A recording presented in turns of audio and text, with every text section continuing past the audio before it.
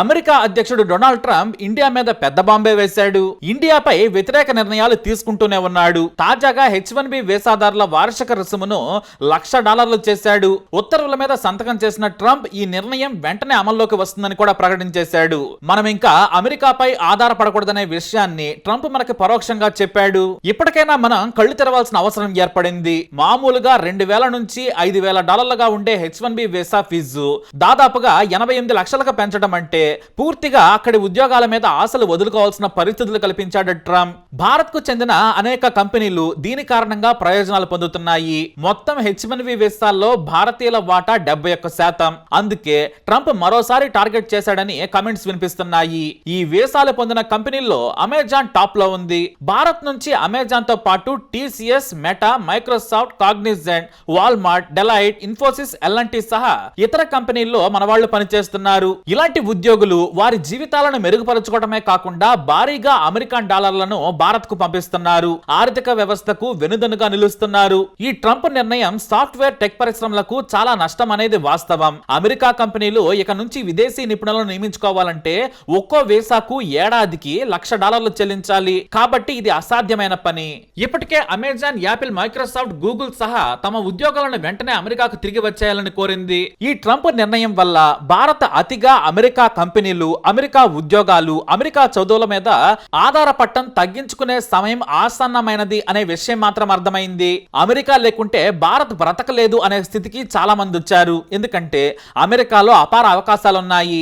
ఉద్యోగాలే కాదు, మంచి నాణ్యమైన జీవన ప్రమాణాలు కూడా అక్కడ ఉన్నాయి. అందుకే ప్రతి విద్యార్థి పీజీ పేరుతో అమెరికా వెళతాడు, అక్కడే సెటిల్ అవుతూ ఉంటాడు. ఇటు కంపెనీల నుంచి కూడా అమెరికాకు ఉద్యోగాల కోసం వెళ్లి అక్కడే సెటిల్ అయ్యేందుకు కంపెనీలు మారుతుంటారు. ఆ తర్వాత గ్రీన్ కార్డుకి అప్లై చేసుకుంటారు.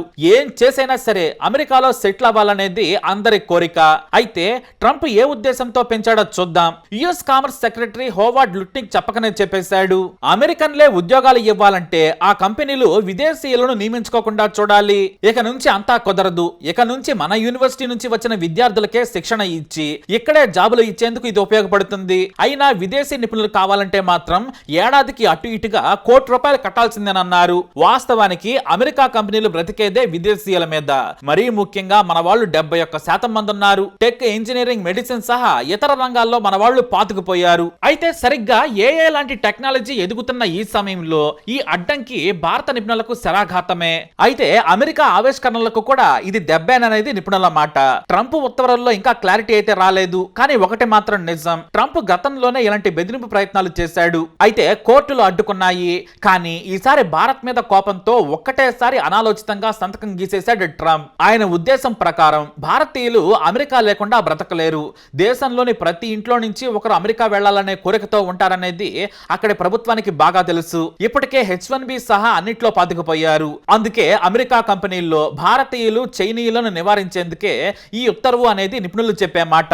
అయితే బయట జరుగుతున్న ప్రచారంలో నిజం ఉందా అంటే లేదు. ఎందుకంటే ట్రంప్ కేవలం ఫీజు పెంచుతూ ఉత్తర్వులు ఇచ్చాడు. అది కూడా కేవలం అమెరికా కంపెనీల వరకేననేది వాస్తవం. ఇప్పుడు ఆల్రెడీ అమెరికాలో ఉద్యోగం చేసుకునే వారికి ఎలాంటి ఇబ్బంది లేదు. స్టూడెంట్ వీసాలతో వెళ్లే వారు కూడా భయపడనక్కర్లేదు. కాబట్టి ట్రంప్ ఉత్తర్వుల ప్రకారం భయపడనక్కర్లేదు. హాయిగా ఇండియా నుంచి వెళ్లి చదువుకోవచ్చు.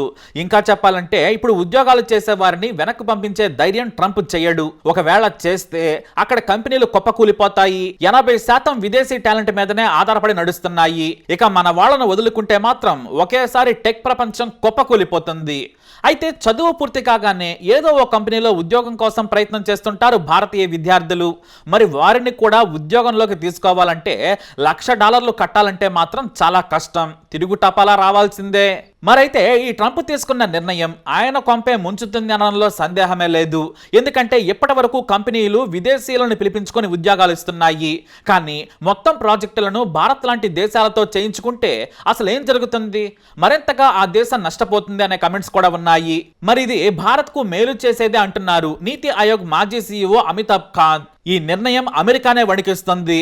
చివరకు తమ నిర్ణయాన్ని వెనక్కి వెళ్లేలా చేస్తుంది. భారత్, చైనా దేశాల నిపుణులు లేకుంటే అక్కడ స్టార్టప్లు కుప్పకూలిపోతాయి.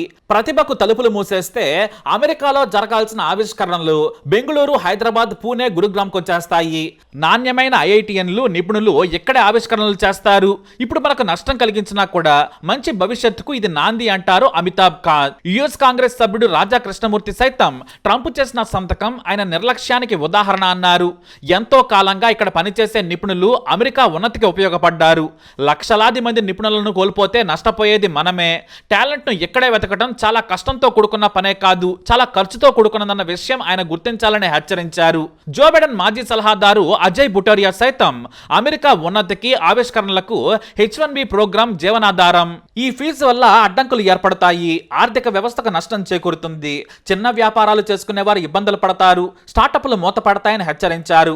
$1,00,000 చెల్లించి ఏ కంపెనీ కూడా విదేశీయులను తీసుకొచ్చుకోదు అనేది నిజమంటారు.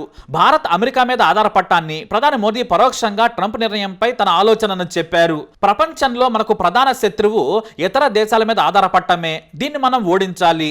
విదేశాలపై ఎక్కువ ఆధారపడితే దేశాభివృద్ధి విఫలమవుతుందని చెప్పారు మోడీ. కానీ ఇప్పుడు ఏం జరిగినా సరే మోడీ మాత్రం కొన్ని కఠిన నిర్ణయాలు తీసుకోవాల్సిన పరిస్థితి ఏర్పడింది. ఎందుకంటే వలసదారులపై అన్ని దేశాల ప్రజలు ఆగ్రహంగా ఉన్నారు. అమెరికా అధ్యక్షుడే భారత్ మీద పగబట్టాడు. ఆస్ట్రేలియాలో మనకు వ్యతిరేకంగా ఆందోళనలు జరుగుతున్నాయి. ఐర్లాండ్లో మన మీద ఏకంగా దాడులే చేస్తున్నారు. కెనడా గురించి అయితే చెప్పనక్కర్లేదు.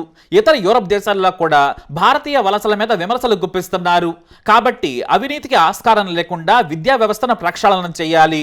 ఉద్యోగాల కల్పనకు, స్టార్టప్లకు, రీసెర్చ్లకు విరివిగా నిధులు కేటాయించి ప్రోత్సహించాలి. ప్రభుత్వ రాజకీయ అవినీతిని నిరోధించాలి. ఇవన్నీ చేయకుండా భారత్ ముందడుగు వేయలేదు. నీచపు రాజకీయాలను పక్కన పెట్టేసేయాలి.